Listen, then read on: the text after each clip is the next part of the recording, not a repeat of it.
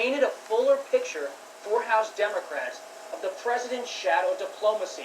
And on Friday, Marie Yovanovitch, a 33-year veteran of the Foreign Service, who was recalled as the U.S. ambassador to Ukraine in May, appeared on Capitol Hill, at risk of losing her job. She told House investigators that a State Department official told her that the president had long pushed for her ouster, even though the State Department did not have cause to remove her. Ambassador Yovanovitch also warned Congress that personal and private agendas are now driving U.S. policy. That was a nod toward Rudy Giuliani, the president's personal lawyer. That testimony comes amid mounting questions about Giuliani and President Trump's role in his efforts abroad. Two of Giuliani's business associates, Lev Parnas and Igor Fruman, were charged with campaign finance violations this week by federal prosecutors. While the indictment did not accuse the president of wrongdoing, these two men were involved in Giuliani's campaign to pressure Ukraine to investigate the Biden family. Amid this onslaught of developments, the White House is fighting back. White House counsel Pat Cipollone sent a letter to House Democrats this week saying the probe, quote, violates fundamental fairness and constitutionally mandated due process, and said the White House would not comply with demands.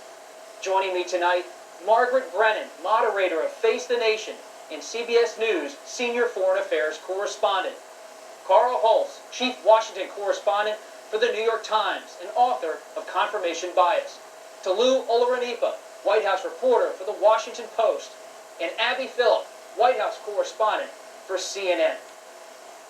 Margaret, when we look at this ambassador's testimony, Ambassador Yovanovitch, a 33-year veteran, bringing her experience and expertise to Capitol Hill, how significant is it for her to say this president was operating outside of the chain of command with Rudy Giuliani?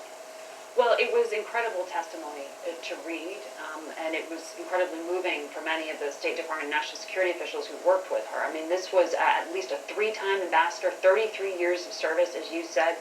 She served the country around the world, and one of the most moving parts of her testimony was saying, you know, at these moments, you think because you have the American taxpayers back and are protecting U.S. interests that they're going to have yours. And instead, she was personally attacked, removed from her job.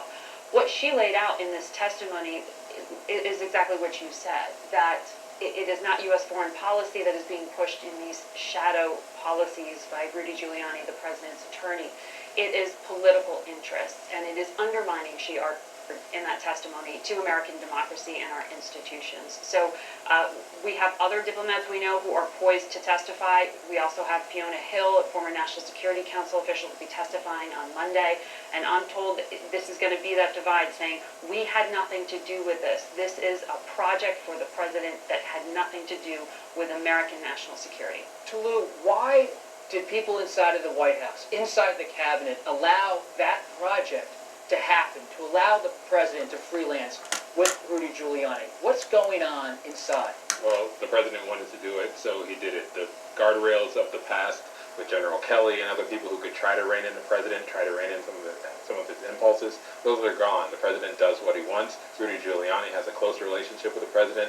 He feels like, the president feels like there are only a certain amount of people that he can trust. He doesn't feel like he can trust the people within the government. He's talked about the deep state and people who are working against his interest. So he called his lawyer, his loyal, trusted lawyer who has been with him through all these various battles, including the Mueller investigation, and he said, this is what I want to do. I want to go and investigate what happened in 2016 and this conspiracy theory that Ukraine was involved in election meddling, and I want to also get Ukraine to investigate Joe Biden and Hunter Biden and look into these allegations that have not been proven, that have actually been disproven. So it just happens. Yeah, the president wants to do it, and he does it. And we see in these text messages from State Department officials that they try to figure out ways to contain the damage. They try to figure out ways to make it not as bad as it would be if Rudy Giuliani didn't have any guidance.